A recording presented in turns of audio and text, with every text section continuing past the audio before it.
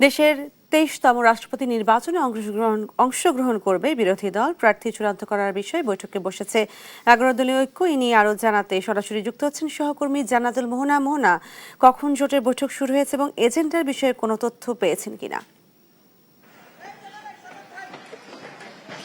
এই মুহূর্তে আমরা আছি বিরোধী দলীয় নেতার বাসভবনের সামনে এবং বেলা 11:30টার দিকে 11 দলীয় ঐক্যের একটি বৈঠক অনুষ্ঠিত হবে। এবং আপনারা জানেন যে আসন্ন রাষ্ট্রপতি নির্বাচন উপলক্ষে বিরোধী দল থেকে কাউকে মনোনয়ন দেওয়া হবে কি না এই নিয়ে আজকেই কিন্তু চূড়ান্ত সিদ্ধান্ত আসতে যাচ্ছে এবং এই সিদ্ধান্তর পরে আমরা হয়তো জানাতে পারবো আসলে বিরোধী দল পক্ষ থেকে কাউকে রাষ্ট্রপতি মনোনয়ন দেওয়া হবে কিনা।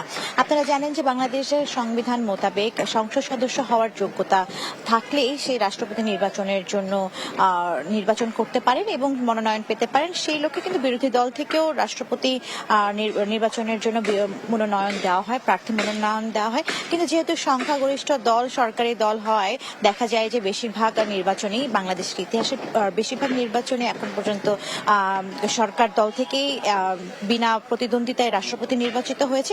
তবে এইবার কি হয় তা আজকে দেখার জন্য আমরা অপেক্ষা করছি। এখন পর্যন্ত বৈঠক করতে এখানে জামায়াতের আমির এবং জামায়াতের সরকারি সেক্রেটারি হামিদুর রহমান আজাদ সহ জামাতের শীর্ষ নেতৃবৃন্দ এসে উপস্থিত হয়েছে। আরও উপস্থিত হয়েছেন এলডিপির সভাপতি কর্নেল অলি আহমেদ এবং আমরা অন্যান্য যে দল জোটের শরিক দলগুলো রয়েছে তাদেরকেও আমরা একের পর এক আসতে দেখছি।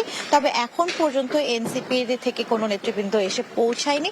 তবে যেহেতু বেলা 11:30টার দিকে বৈঠকটি অনুষ্ঠিত হবে তো সেই পর্যন্ত আমরা অপেক্ষা করছি। এরপরেই হয়তো আমরা বৈঠক শেষে আপনাদেরকে তাদের যে সিদ্ধান্ত আদৌ রাষ্ট্রপতি মনোনয়নের জন্য প্রার্থী দেওয়া হবে কি না তা জানাতে পারবো। তো এই ছিল রাজধানীর মিন্টু রোড থেকে আমার কাছে সর্বশেষ।